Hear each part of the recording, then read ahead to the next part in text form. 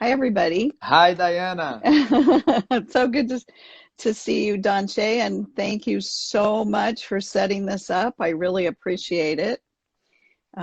Looking Cool. forward to talking with you. Yeah, I am very happy to talk with you, uh, mainly because we are talking on IIBA Instagram. Yes, Thank you to talk, to appear, to be available to us. you're welcome. I'm looking forward to it. We'll see Yeah, what I can do. I love and seeing all the names come on. yeah, a lot of Yeah. people, very nice.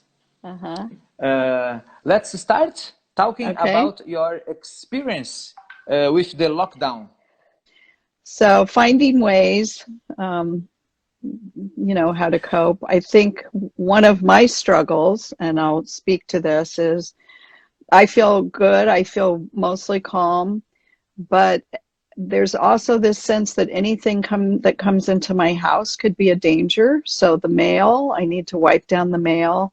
If a box arrives from Amazon, I either let it sit for 24 hours, or I open it and then have to go wash my hands, put it in the trash, then wash my hands very well. That sense that anything that comes into our house is a threat because it could carry the virus.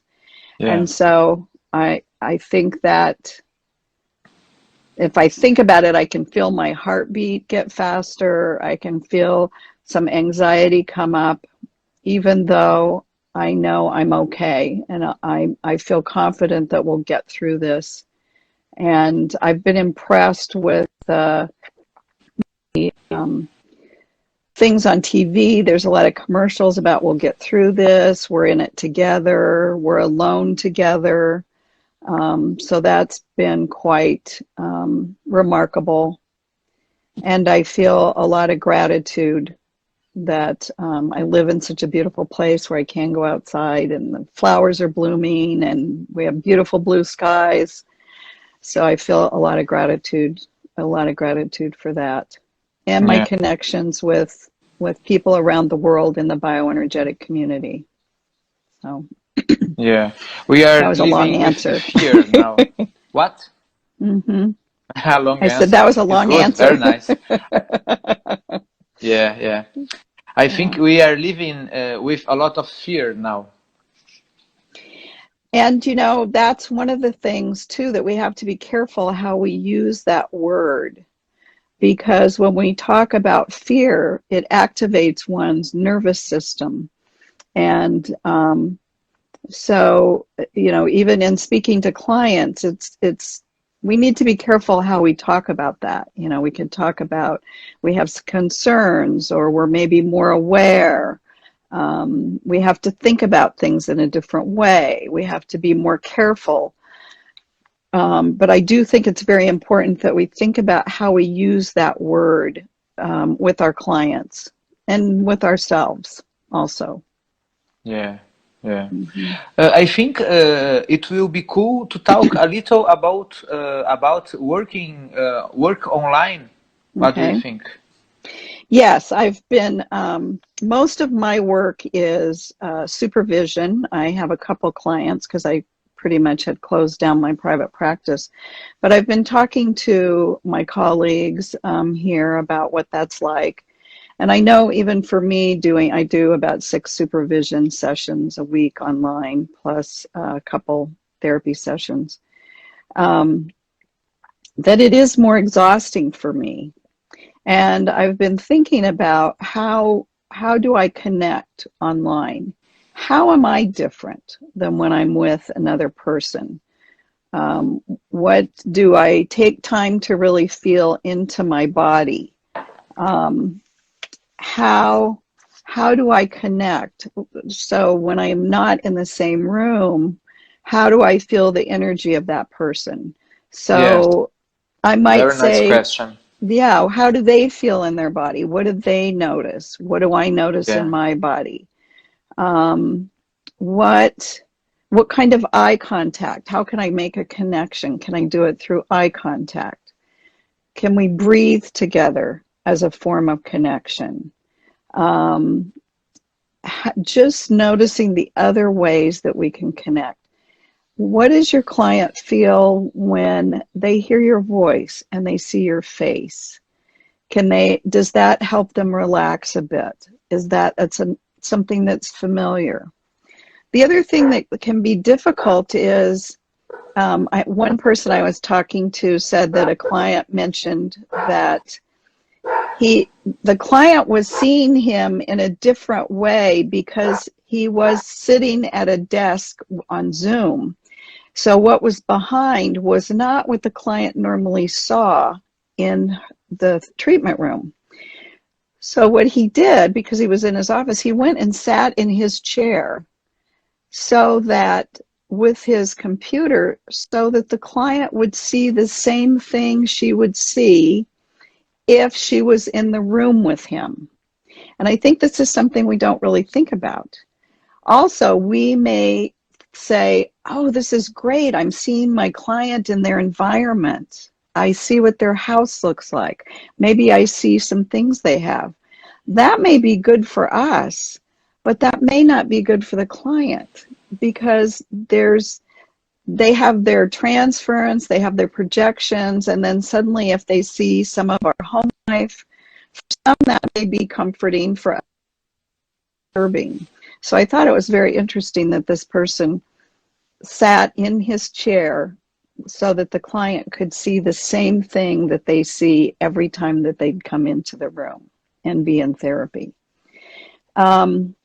Some other things are that we have to create a new holding environment for our clients. And so how might we do that?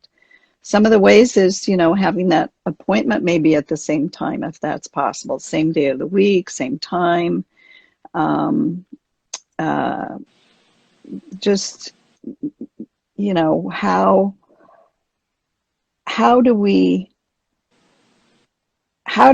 create that holding environment for the client? So I had someone else that said that the client and the therapist were having a hard time understanding each other. And what they finally were able to resolve was that the client had been raised by a schizophrenic mother. And so there was no way to connect with her, and it was like she was just a talking head. And so now when the client saw the therapist on the screen, it brought back those old feelings of, this is just a talking head. I couldn't, they couldn't relate to the therapist. They actually felt abandoned by the therapist. And so they had to spend time working that out. So I think there just are issues. And what are feelings that are coming up with the client? Is this a new feeling? Is this an old feeling? And then also for ourselves, are we taking time to take care of ourselves? Because, we may be working many hours on Zoom or FaceTime or even on the telephone. Diana, Yes, go ahead. sorry, you are changing the subject, but Okay. before Okay. I have one doubt. Do you see anything positive about online service? Do you hear me?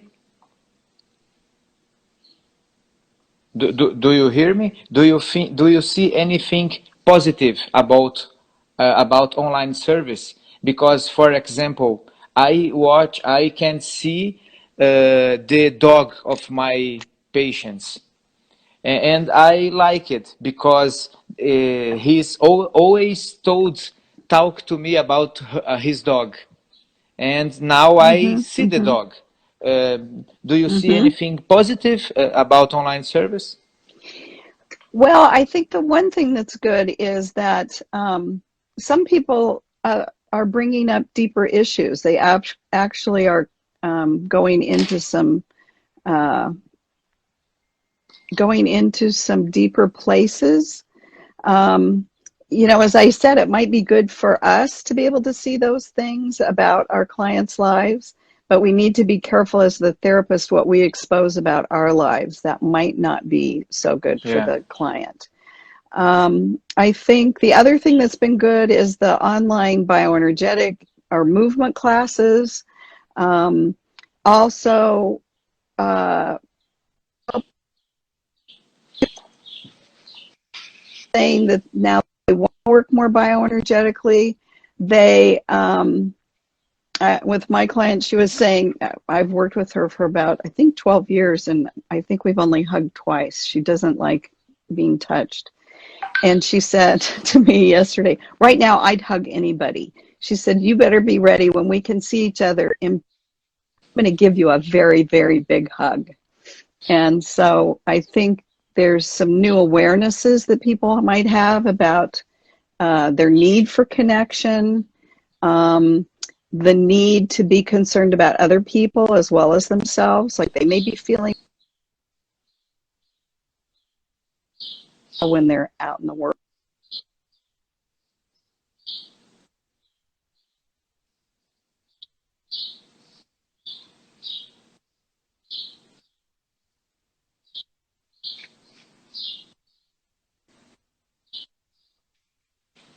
Part of my community that I I don't lost you. otherwise get to see. I Oh lost you. dear, when did you I don't. lose me? What was I Yes, saying? I lost you. Can you But see me now? Can you hear me now, now? yeah, yes, yes. Please continue. So what did you hear? What was the last thing you heard? Uh, What was I about saying? your client, and Oh, so and about the now, hug? yeah. They need a necessity to hugs Yes, yes. And she said when because people are more aware of the isolation, and I think it's bringing to light more of their awareness of their needs, their needs for contact. People maybe thought they needed a lot of alone time, and now they're realizing they need contact, they need communication, they need physical touch. And so those are, that's some of the good things that are coming out of this. and And Diana, I was thinking how to work the need for contact but online. What do you think about? well, I think that the ways that I said about making contact with your eyes, with your voice, Mm, breathing together. But I think also it's important to think, and I might be changing the subject a little here, about how to work okay, online bioenergetically and thinking about all the interventions we have where we don't touch the client. This could be helping the client ground. This could be making sure, telling them to bring a small towel that maybe they could twist and, like, yeah, to good get some point. anger. Doing a wall sit. Maybe they have a ball or the arm of a chair with a pillow that they could go over, like a stool.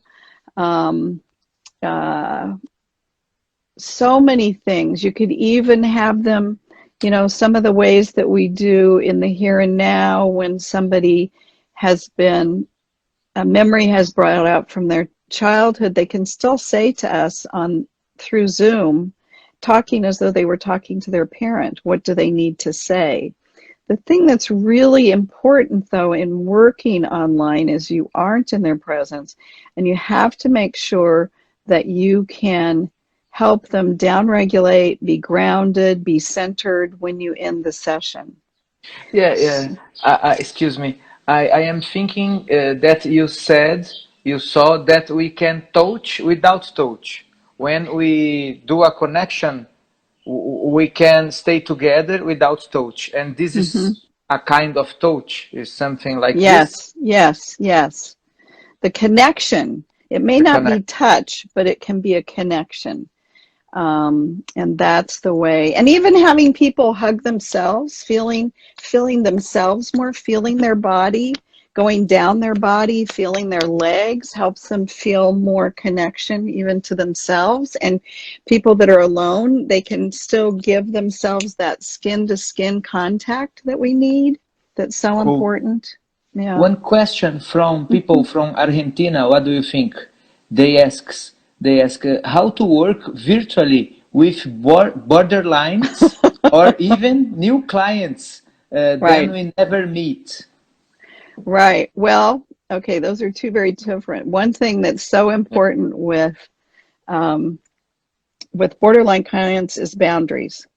So again, that's one thing, having them feel their body, feel their skin, feel their body, helping them, you know, what are the fears that are coming up that are not in reality.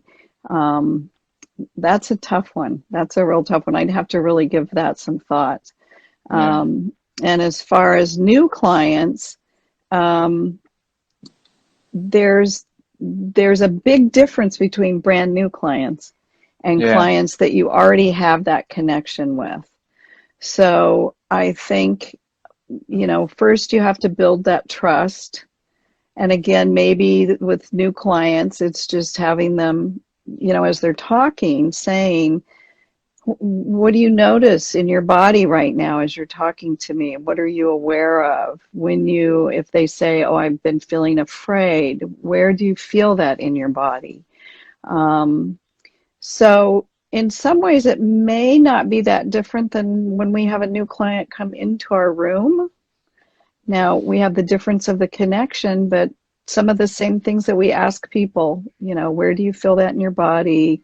Working with their breath, noticing how they're breathing, maybe showing them how to ground.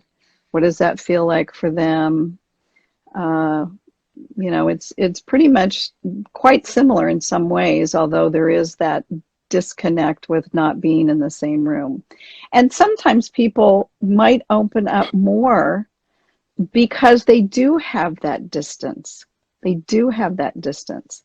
And there might be some sense of protection that you're not in the Yeah. same room. Yeah. But People our have voice, talk. People have talked about this. The yeah. clients open more themselves Hmm. because the distance. Yes, yes. But we have to remember our facial expressions are how are we when we're in that Zoom meeting? Are we paying attention? Or are we like, oh, a message came through on my phone. Oh, so I'm going to check that. Or, oh, maybe I'll type something on my computer while I'm listening to this person. How attentive are we? How present are we? And how are we looking at the client? How are we engaged in matching their breath? That the breath is so important. So much connection can come through just breathing the same. And that happens when we're together, but can also happen over the internet.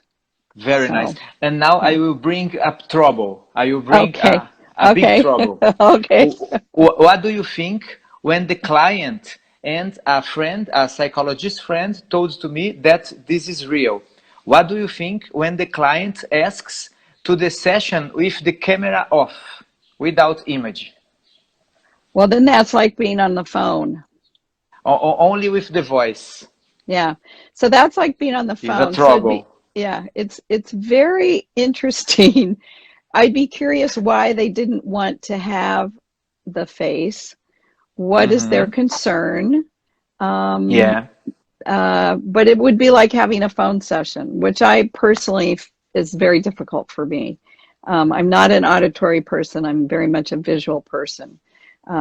So it's much harder for me. But I'd be curious why they didn't, maybe it's because of the connection. I know I have a student in China that we can only do voice because the Mm. connection is much better. If she does visual, we keep losing the Yeah. connection. But I'd be curious why they didn't want to use the camera. Is there something that they don't want the therapist to see in their home? Uh, is that maybe too intimate at that time? I'd just be curious, be very curious. Okay. We have a Hmm. question. Let me see. We lost Vanessa. I feel a big difference between clients that had sessions presently before and new recent or new clients. Yes, absolutely. Yeah. Absolutely. I think I Yeah. kind of addressed that. We already have that connection. They Yeah. already have the connection with our voice and our face, and probably can feel more of our presence through the Yeah. Zoom. I Very do soon. want, yeah. person Go. send love to you, and Miriam Oh, talk the face and voice are strong connections. We are yes. closer in that sense. Yes. Yes. Yes. And the tone of our voice is very, very, Yeah. very And important. Ian asks, is bioenergetic better to deal with some specific disorders than normal analysis? Yes. Yes. I mean, yes, I think that's, of course, because we're working with the body. We have more, we're working with the whole person, not just with their thoughts. We work with their, how they think, how they feel it, and then where they feel that in the body, and how is that stored in the body? How is it stored in their muscle memory? How is it stored in their nervous system? All of those things are very important. Yeah. Yeah, I I agree with you. I do want to talk though about the therapists, because Very nice. are we staying so busy that we're not taking the time to feel about how we're affected? Do we True. not take that time to sit quietly and seeing what's coming up? What's coming up in our own body? What is this, an old feeling for us? Is something from our past being brought up? Or is this a new feeling? And just taking that time, because we can be so focused on helping others that we forget to take that time to really see what's going on with us. Because if we don't do that, it's going to impact our therapy, even unconsciously. We may not be aware of it, but we need to do that. It's so important. It's so important. Yeah. Yeah, I am thinking, how is the body work of the therapist doing online sessions? Yes, how is the body? What is your body like? Are you grounded before each session? What's your breathing like? How are you working with the client? Are you doing grounding with them when we're showing them and you're doing the exercises with them? Yeah, So I I am don't know. thinking. Yeah, I don't know if I answered your question. Yeah. It's not a question, it's Oh, a okay. thinking. And Uh-huh. I am thinking right now, I am I feeling my feet, my bones in the chair. Hmm. And when I work in online sessions, uh, maybe I can do grounding with the vision, with the chair, with the Hmm. my body in the chair. What do you think about?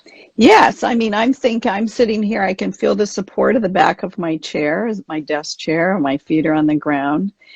And we do ground with our eyes. And so how are we using our eyes to ground ourselves when we're online? How are we grounding ourselves with our breath? Feeling our butt in the seat. Can we feel our sits bones? Um, what what are the ways that we ground? And then, but also, what are the ways that we know the clients that we've worked with, what helps them ground? Because it may be different than what we've done. So that's, it's an important thing to consider, both the therapist and the client, not just the focus on the client, but taking care of ourselves as well. That's so important. One thing I noticed that somebody just said too from Argentina, I don't know, this is a change, but about what we're doing about trainings, bioenergetic trainings. You want me to talk about that for a little bit? Okay. Okay. Um, yeah, it's very interesting. I know some people are doing online trainings. I know Guy in France has done 3 days already. He said starting with a new training group in La Reunion. And I know some other people have done some training online. Here, I contacted the China groups, because we have two groups. One is just beginning their second year, and the other one is just ending their last year of the training. And we talked to them about doing online training, and they didn't, it was very interesting. They did not want the training to be online. They all said, we'd rather wait until you are here. The body is so important, and I want to be able to see you and feel you with my body. And I was really impressed because they were very grounded, and some of them said, you know, I get distracted. It's not the same. So we're having contact, and we're going to do a little bit of lecturing. Also here in San Diego, in our training group, the group said we would like to,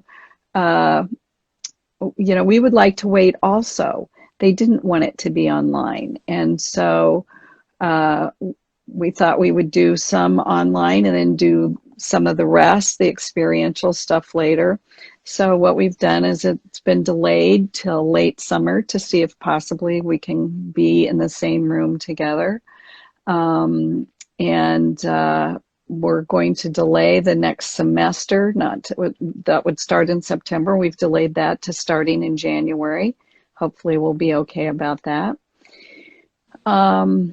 And so I know there are things that can be done online. However, it's tough when you need to do a dyadic piece. How do you have two people interact? Our training is so physical and so experiential. I think it's a great challenge, and yet it's a challenge we need to meet. We're staying in contact with the trainees. We're checking in with them. We're doing checkups. We're doing movement classes. But I think this is something that I'd love to hear from other people, other trainers, local trainers, international trainers, about how we're going to do this without losing the richness of our training, because it is so much about learning from the inside out as opposed to the outside in. So those are some of my thoughts. Mm-hmm. Cool. Have you participated in any group of online exercise by the Zoom, or already gave some online classes? You feel you already feels how? I have not done any movement classes myself. I know Janet Pinot, one of our trainers, has done. Has an ongoing one. She does it with China groups. She's done it with groups here in North America. She does that on a regular basis. She does, I think, 3 classes a week with different groups, maybe more. She's Janet doing Pinot, a lot. Janet Pinot. Yeah, Janet Pinot, yeah. I watch it from Zoom. Yeah, and I do a lot of supervision online. And we share, like they have a video, and then we share it on Zoom. We can screen share, so I can see the video of their work, and then we can talk about it, since I can't be there in person. I've done little bits and pieces, but I haven't done any real online training. It's mostly been just connecting, seeing how people are doing. Check-in kind of stuff. Yeah. Because I was doing a lot of body works online. So how do you do that? How do you do that? Yeah, I'm like it. For me, it's very nice. It's new. Is a challenge. I need feel myself. I can see the people, the clients, but to get after I receive feedbacks. So for me, is very nice. But let's do the question from Katie Gran. Okay. Okay. Katie Gran asks, you talked about fear, which is different to be concerned, but this current situation is triggering. I cannot say triggering old issues in people. What do you think about that? What do I think about it? Well, then you need to work on, that's the thing that I said earlier. Is this a fear that's related to today, or is it triggering an old fear? And then you have to work with about that fear and work with that fear the same that you would work with it, if you're with them, depending on your relationship with them. What is it triggering, but also how is that different than what's going on right now? I talked about the client that was schizophrenic and got triggered with couldn't feel the connection and couldn't connect because it was like a talking head. So it took several sessions to work that through, and then they could go back to the connection.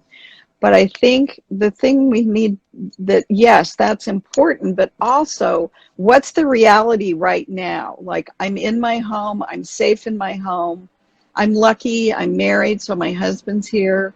But also relationship issues can come up because we're with each other 24/7 for 6 weeks. Actually, for us, longer, because we were scheduled to go to Lisbon for the board meeting on March 10th. So we've been together 24/7 almost since March 10th. Michael Yeah. does go to the office for some of his online sessions, but Wow. but what the reality is, I'm safe. I'm okay. I'm really okay. I can walk outside. I've been planting a lot of flowers in my courtyard. Very nice. So separating, is this am I being triggered? And then dealing with that the same way you would normally, but also what's the reality of today? What is the reality? And some of it is very reality based. There are fears. I don't have a job. I don't have money. I don't know where I'm going to eat next. Where's my next meal coming? So helping the person not feel helpless, helping them to see what are some things that they can do, finding their resources. So I think that's the important issue. I hope I answered Yeah. that well enough. Cool. Cool. Mm-hmm. Thinking in terms of mass psychology, what do you think about what we are experiencing today? Well, it depends. I mean, first of all, I think that um, I think the one thing that's very good is this is a world pandemic. We are all in this together. This is not a China problem. This is not a US problem. This is not a Brazilian problem. This is not a European problem. This is a world problem. And Yeah. so there is a sense that it's sort of leveled the playing ground, we say in English. Everybody's sort of in the same boat. Some places are worse than others due to the leadership. I know here in the US, because our president says one thing, but then on Twitter he gets his base, the people that follow him, he gets them riled up and tells them to protest sort of what he's saying. So then they go out and they're protesting, and so then there becomes this mob mentality of not believing that this is real, all this stuff that comes up that then creates problems. I think also we're becoming more aware, I hope, of here in the US, I know, with the racial disparity, because this is killing more, poor people. It's not just the elders, which I'm now an elder, but it's killing, more of the poor people, more of the African Americans, some of the Hispanic community, because they don't have the resources. So that's a real problem. I'm hoping there's more awareness about that. So it's tough, because when people can get worked up, they're not grounded in reality about what's going on. For example, Trump just ordered all the meat plants to open or reopen, and they had closed because so many of the workers were getting sick. So, this is not a good thing. And so it's hard, because with strong leadership, it's like when your child's crying and upset because it wants another cookie, it doesn't mean you give in to them and give them the cookie. It's a very difficult situation. and we need strong leadership. The other thing that I think is really good about this is our skies are blue. The skies are Yeah. so blue, and there's fish in the ocean Jellyfish in in the Venice. Veneza. In Venice, yes, there's Venice, fish. You can yeah. see them. And the Yeah. smog in China, you know, they said you can see the China now from outer Yeah. space. The planet is Himalayas from healing. India.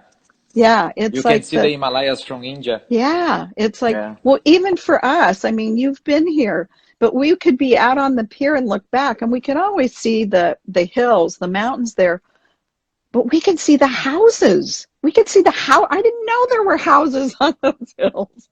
You know, it's if the good thing is it's like our planet is healing, and I hope people can see that Turtles in the Rios Bay. in the Rios Bay. That's great. Yeah, Yeah. Miriam. Um, so I hope there can be some more awareness, but it's, you know, it's hard. It's a hard thing.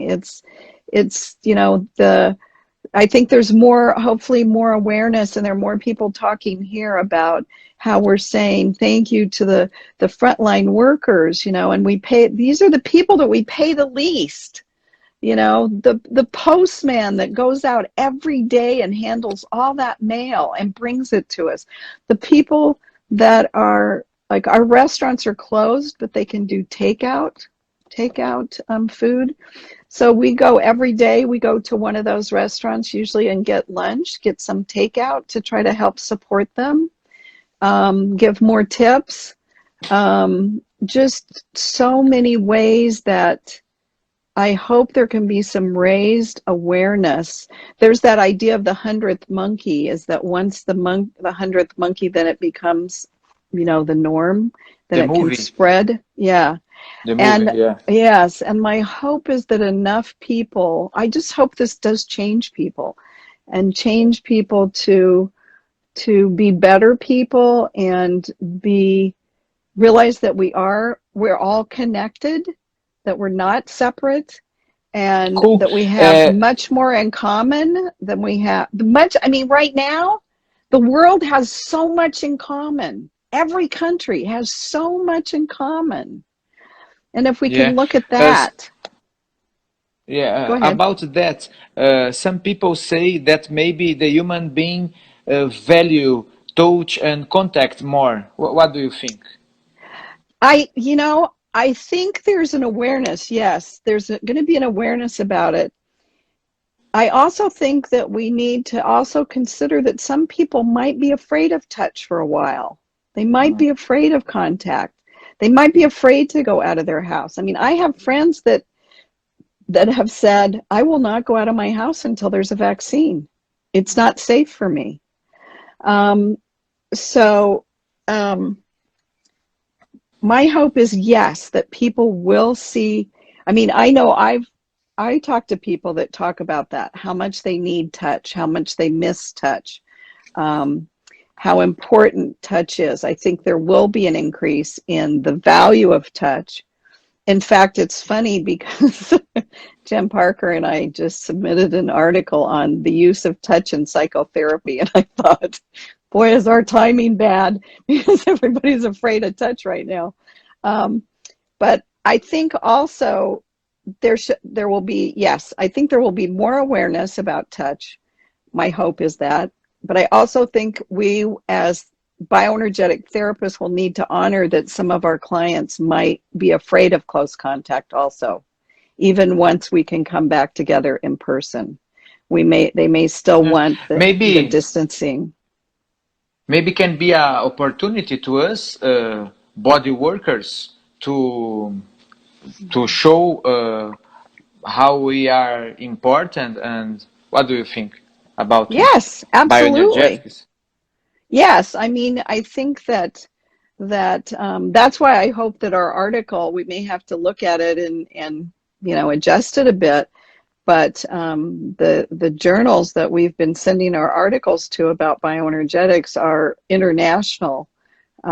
They're not just in the United States, because we wanted to help spread the word. We have an article out right now that's when the newsletter comes out, you can click on it, but our article is was selected to be downloaded for free until June.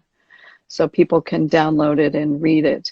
But I think, I hope so. I hope, yes, that people can understand the importance, the value, and I think it's a great opportunity for bioenergetics to be spread. So much for, so much that we can do online. And I think one of the things this is doing is it's awakening for the trainers and so many people that bioenergetics needs to get online. And we need to do talks and we need to do webinars. Yeah. And I think that's one thing, is the bioenergetic community is going to be awakened to not just be doing things in our office. I mean, the Brazilians are so good at that. But I do want to read something here. This is if I could, this is a sutra. This is a sutra. Cool, because we have Just a 5 few minutes. minutes. Okay. Yes. Watch for a moment in which two opposite perceptions occur: wanting to go and not going, knowing and simultaneously not knowing. In the midst of this dilemma, let go of both perceptions and jump into the interval between. Reality flashes forward. Your being is the shining field of awareness, the continuum in which the opposites play. And I think this is what we do with our clients, is they want a yes or a no, black or white. Yeah. And we help them find that space in between. And I think right now it's so obvious to us. We want to go outside, but we have to be careful. We want to do this, but we have to be careful. So what happens when we have to play with those opposites? And that's our challenge right now. That's really part of our challenge. Thank you so much, Dante, for bugging me and for setting this up. It's been fun.